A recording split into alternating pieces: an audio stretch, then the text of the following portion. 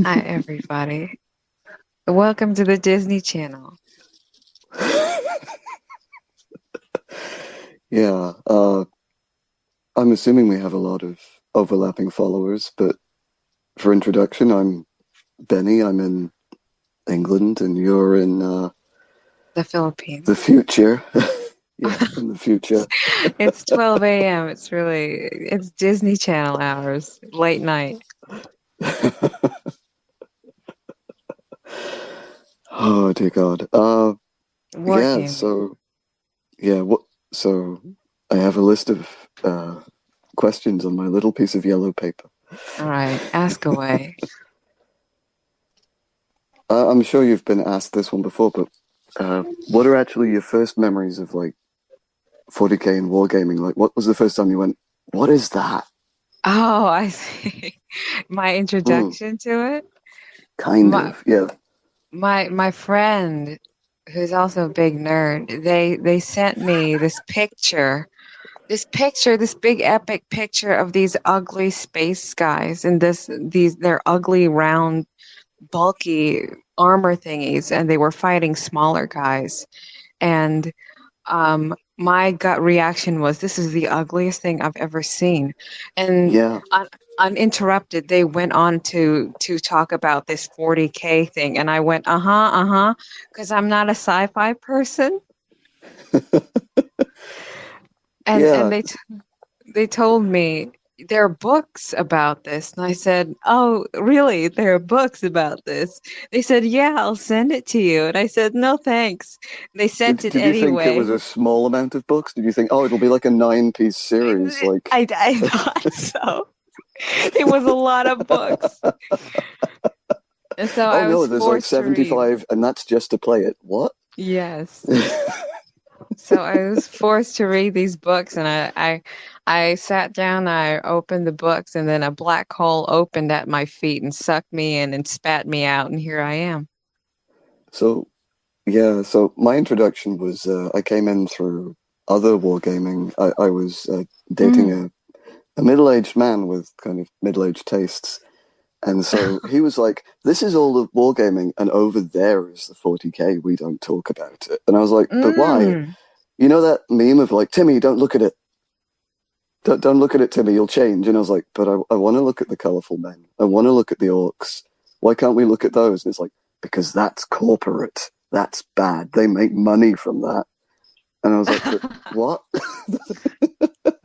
And that was like my first introduction to people being incredibly weird about Games Workshop and like the slight anger about them actually making money from it. And I was like, but Is that a thing? It does, because there are other companies that make money out uh, of it. What do you well, no, what do they according mean? to this logic, everybody else just does it for fun and Games Workshop do it for profit, I guess. But Oh, no, I I mean, see. more seriously, I think there's like a resentment because Games Workshop have the shops and it's it Hmm. not that the shops exist, it's that that's everyone's point of reference is this one game.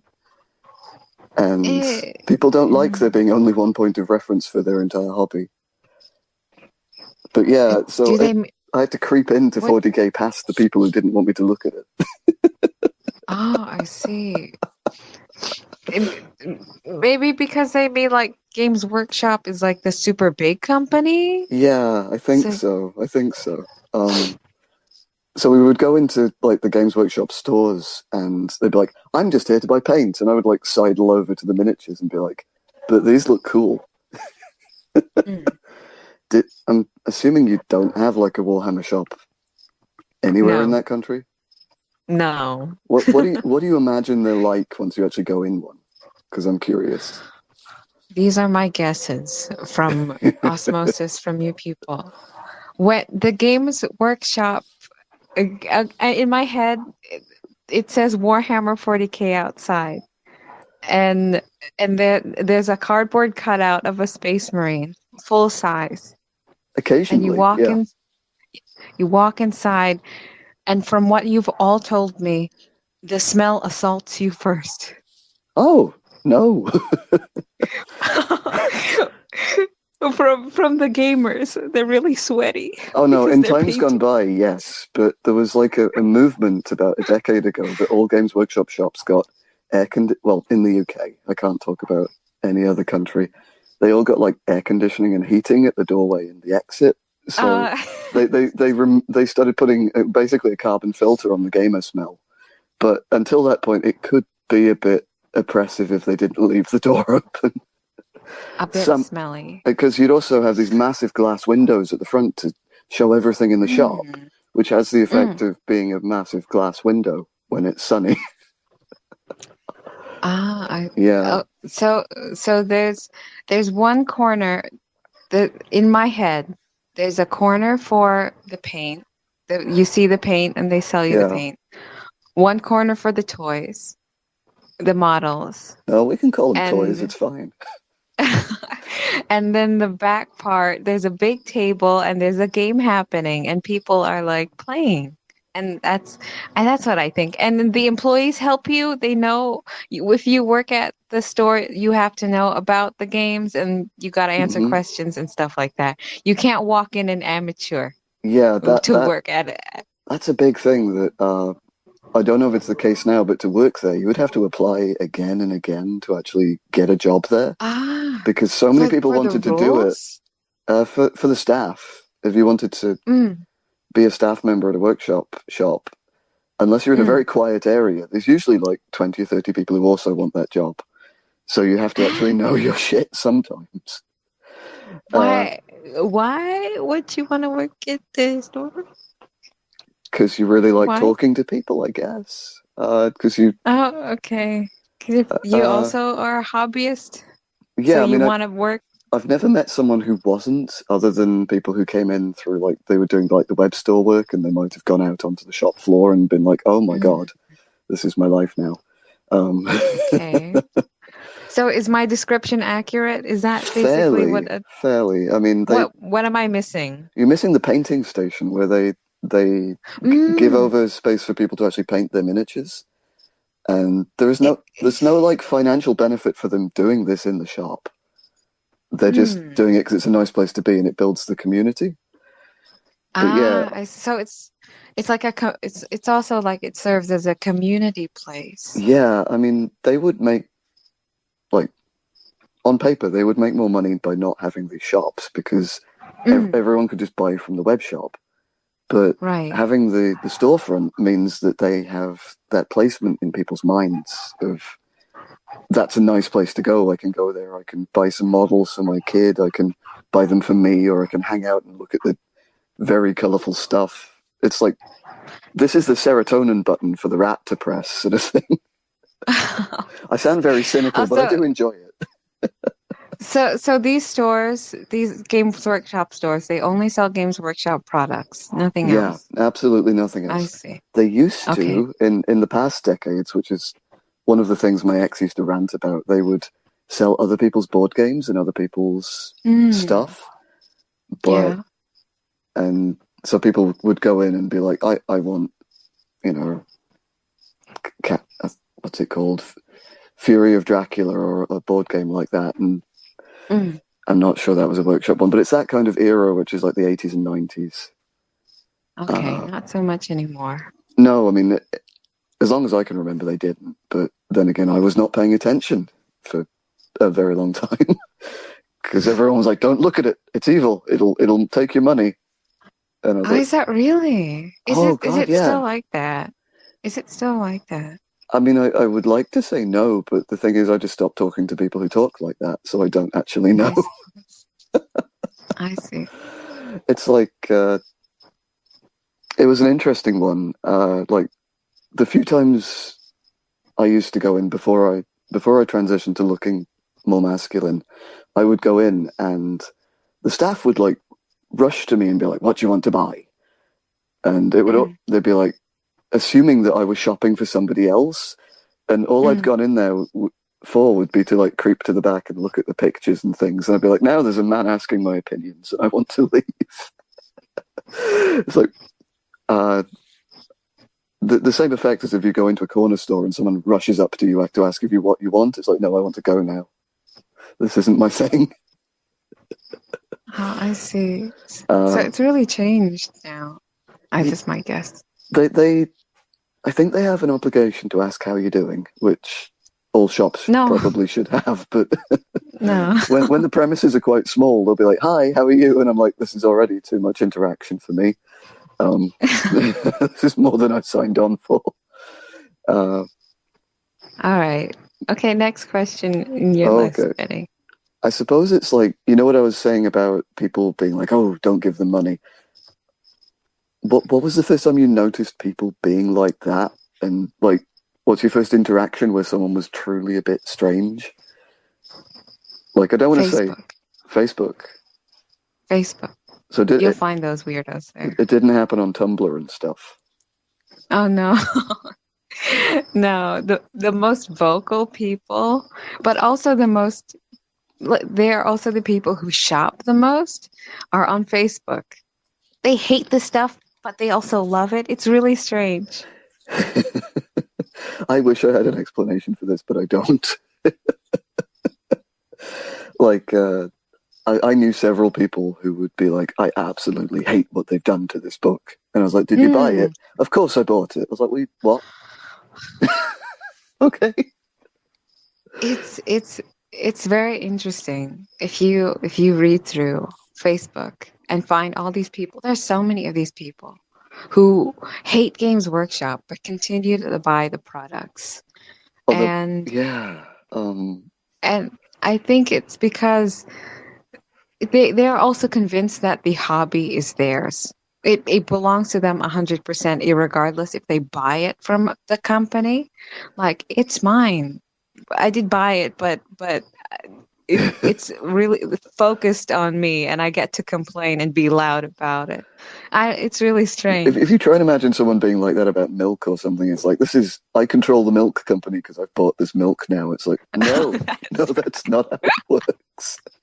That's not even slightly how it goes, but thank you for your Yes, efforts. right, right. They feel I entitled want to because stop they other people buy. buying this milk. You can't have this milk. I bought it first. You're not a true milk fan. This comparison has run its course thoroughly. So did you go straight from reading those books to Facebook, or did you have that a period of doing your art stuff on Tumblr? Because I don't know the point at which you started drawing this stuff.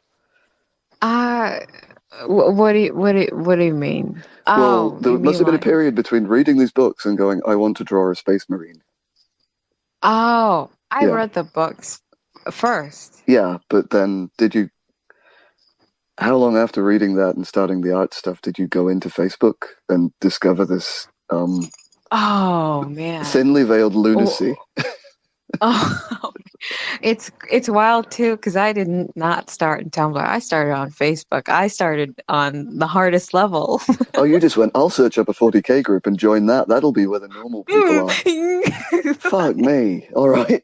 Oh my God. There are a lot of weirdos. It When I was say it out bad. loud, it sounds like a terrible idea, doesn't it? It does. Looking back now, my God. Those people are like everybody here, we all complain about Twitter and how there are weirdos here. You, none of you can compare to the crowd on Facebook. Those people are wild. They are beyond you and me, especially Oh, nerds. I mean, we are nerds, but we're not like, I'm going to be mad about We're it, not nerds. we're not We're them. not angry. We're- Like, I think s- s- the most cross I've ever been about something was like individual writers putting a weird thing in a book, and I'm just like, but I mm, can put that book down. I don't then mm. feel the need to start an argument about it. You know, you want to talk about it with someone that you value the opinion of, but I wouldn't like, I don't know how to say it. I wouldn't go to Facebook and then just pick a fight about it with someone.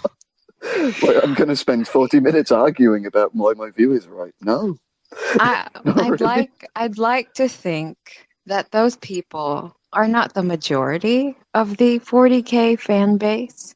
I hope not. I hope not. I hope not, because there's also a lot of self-loathing Oh, on those places. yeah. Like, they adore 40K and defend it like it's like real human history, but also they like to make fun of themselves, like they like to put each other down. I don't get it. I I don't have an explanation for that. Honestly, I'm not going to try. Like, Yeah. that's a subject for someone who has psychology degrees and not for me. But when I've worked in distribution for wargaming companies, and Mm. you will find one or two people just come in, buy the stuff, absolutely adore it, and then have no online presence. Like, I wasn't taking people's data and going on the internet, but if they came into the shop to pick stuff up, I'd be like, "Oh, are you on any of the groups or something? Have you posted your armies online?" And they'd be like, "No, no, I don't do the internet. I just like to play with people I like." And I'm like, I can respect that so much. They must be so at peace. Yeah, that's the way to do it. It's peace. just eject the little memory card that contains the internet out of your brain and just play. That just sounds perfect to me. Just enjoy it on your own. I mean, I realize that income depends on people using the internet, so I'm not going to be mean about people doing it, but I don't think the people who make the most noise are the people giving money to artists and creators for what they do. No. I think the meanest people have nothing to do, so that's all they do on the internet. They're not really making anything. Oh, we've gone into a very negative topic here. I apologize, but your next question better be something about rainbows or something. So, go ahead. I suppose, what was the moment where you're like, this faction, I like it? Like, was it Space Marines or was it? It was it's Imperial Guard. You just went, I like the humans. I like because I don't know how people read these books and instantly think, oh, these are the heroes. Because from book one, they tell you that these dudes are monsters. Yep. I mean, they're fun and they're a lot of drama, but they're not like people you should be liking. So did you come in through the Horus Heresy books, or did you come in through like the general Black Library books?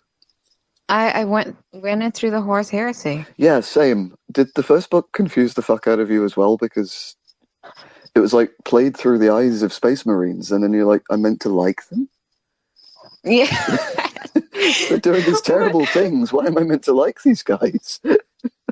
They've just brutalized the civilization, and this guy is strangely racist. Why are we supposed to like him? And then it's like, they're the heroes. They're what? I kind of understood that. Oh, this is villain POV. And then it never moves away from villain POV because it's Space Marines all the way down. It never moves away. It's Space Marines all the way down. You think it stops? It keeps going. You think that's enough? We've got 60 more when it gets to the current time. We have 60 more books. More to come. I mean, we're making fun of this from a position of love and taking the bits of it that we like. Of course. I love Warhammer. Everybody here present recording this, I love Warhammer. President of Games Workshop listening right now, I love your stuff, James. All right. But also, if you love something, you should also be critical of it. And there's a lot to be critical of. Yeah, I mean, in 4K.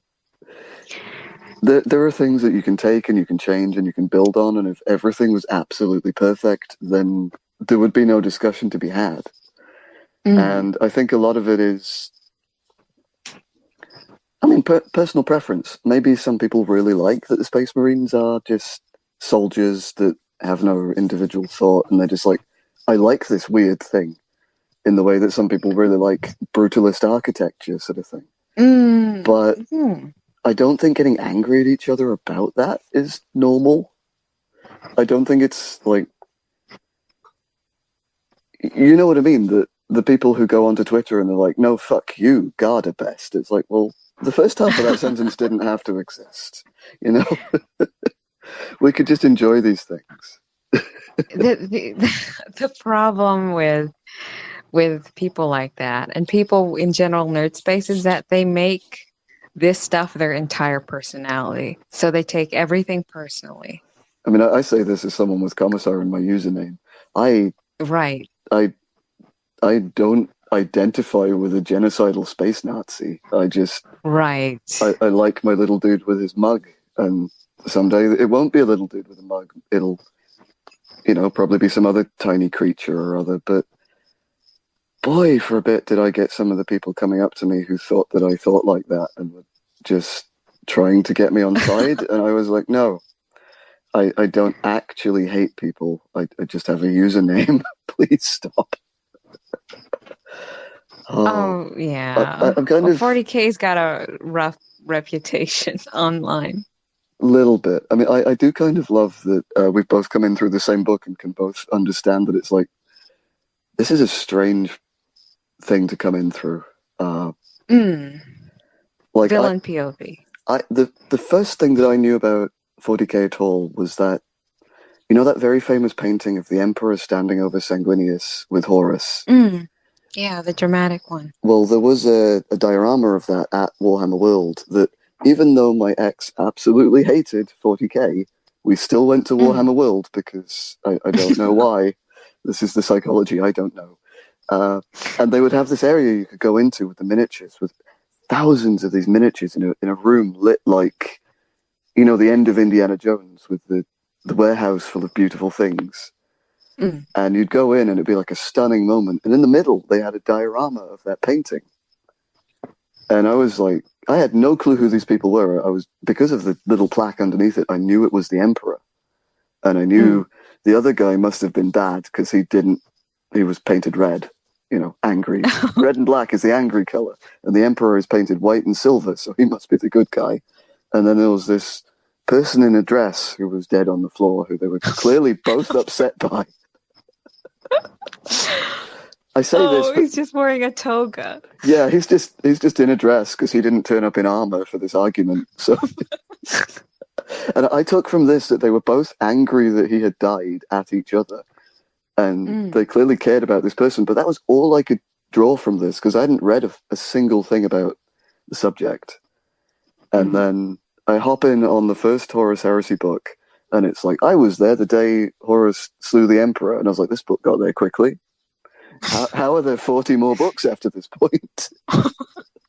And then you go through that first section where they do indeed go through a building and kill someone calling himself the Emperor. And then it's like, haha, it was satire. And I was like, I've never been more confused in my life that this wasn't actually the heresy. That first book is really rough. It's very confusing. There's a lot of exposition. But it's a lot of exposition that it assumes that you've already been playing 40K for 10 years and know what's happening. It's a beautifully written book, and I love most of it. Like 90% of it is great. Some of the phrasing is very of the time. Questionable. Yeah, like, why are you black? No, let's not touch on this thing.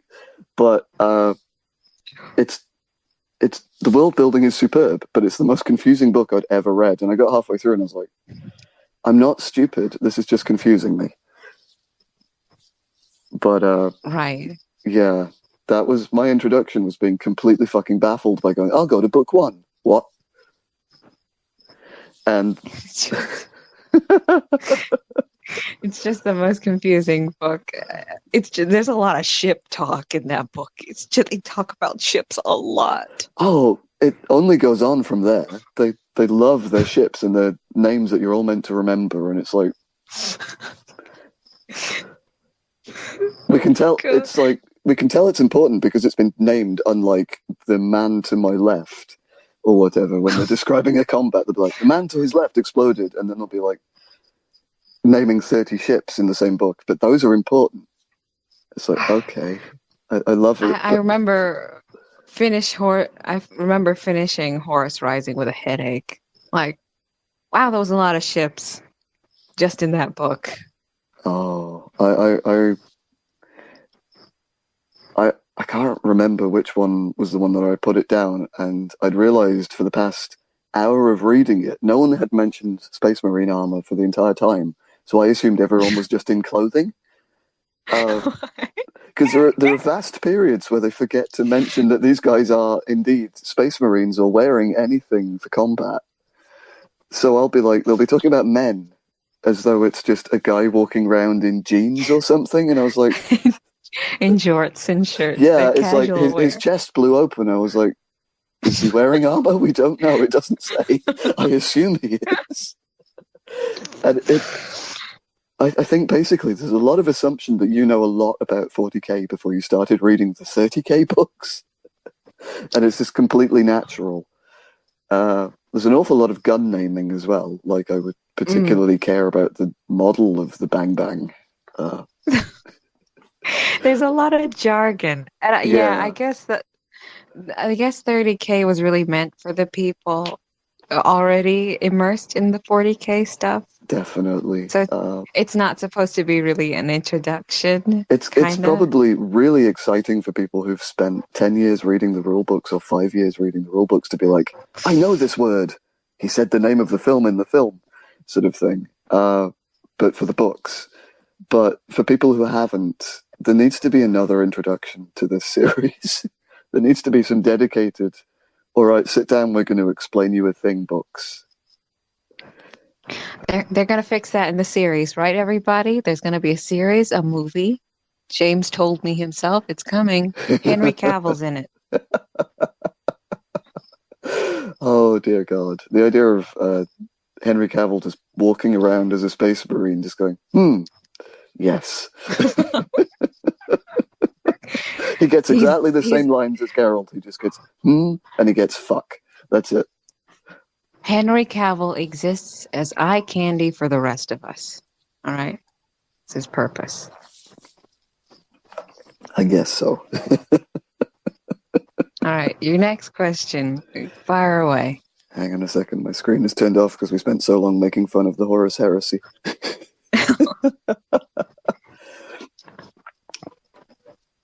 I guess, was there like a dawning moment where you realized people were very particular about the hobby? I don't mean malicious or angry, but like they have their particular thing that they must do with it. Do it make sense? I understand that. When I was on Facebook and people were arguing about like coloring, like a guy would post his toy guys colored a certain way, and all the comments would be like, you colored this wrong. You colored this wrong. It should be green. No, it should be white. It should be lore correct. And it boggled my mind. Like, do the You're not do allowed the to buy this and paint it how you like. You have to paint it how other men on the internet like it. Yeah. do the model sets come with like a painting guide? Like, this is only supposed to be Faintly. green. No, it's not like if you bought like an FX kit where there's only one of that plane in existence, and if you paint it a different color, you're not following the color of the plane. It is just people being very particular. And that was my first like inclination of, oh, these people might be a little bit too into the painting and the modeling. Did you get any of Maybe. that when you posted your miniatures that you'd painted with like, you know, the bits that you had around you? Did you have anyone going, oh, but you should have? Or were most people supportive at that point? Most people were supportive, I'm glad but because you do get the weirdos, and they do say the weirdest stuff in this hobby. They have the weirdest gut reaction, and they're going to tell you about how to paint your come little on, you've guy. seen the replies I get on Twitter before I end up blocking people. You know I know this. The person who came in and I said something about advent calendars, so they wrote me a Bible passage, was particularly my favorite thing in response to 40k. But I think my first particular one was I was having a trial game and I reached across to use the other person's dice that were the store dice. They weren't ones that he'd brought from home. And the guy just went, just bear in mind, most people won't like you touching their dice. And I was like, okay. It's like, usually you'll have to bring your own and you'll have a set each. And I was like, but how do I know if they roll the same? If I've got like your company's dice and someone else has got some that they've carved out of the teeth of someone they didn't like, they'll be weighted differently. How is that fair? And he was like, no, people won't like you touching their dice. my God. And you can't just bring one set. You couldn't be like, these are my dice, we can both use them, because the other person won't want to do it. What?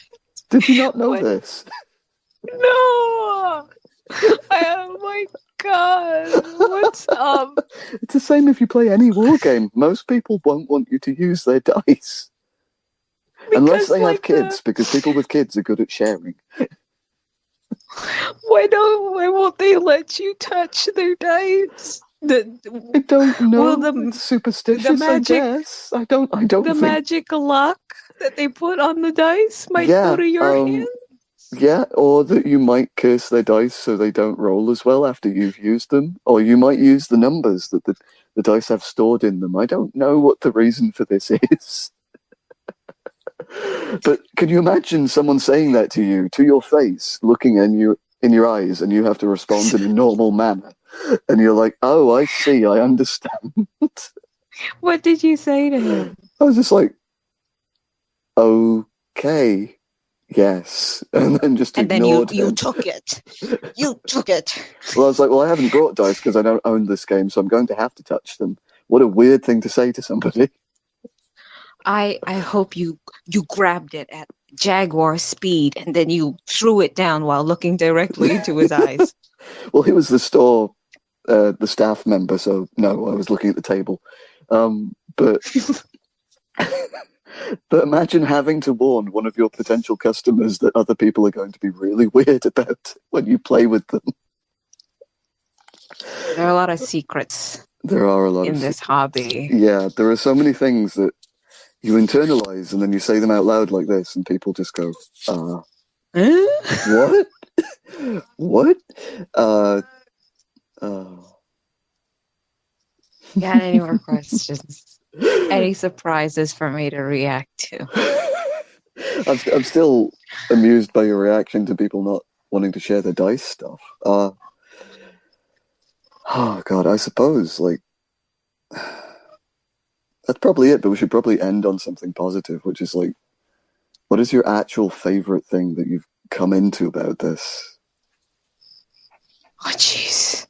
Like, in the setting, what was your favorite thing? You know, other than the guard, because we're all just like little humans sitting in a corner. Fantastic. What appealed to me is that all the characters seemed like they were gonna cry or something. That was really fun. Seeing these space marines suffer like that, and they were constantly suffering in these books, like they were about to break down and cry.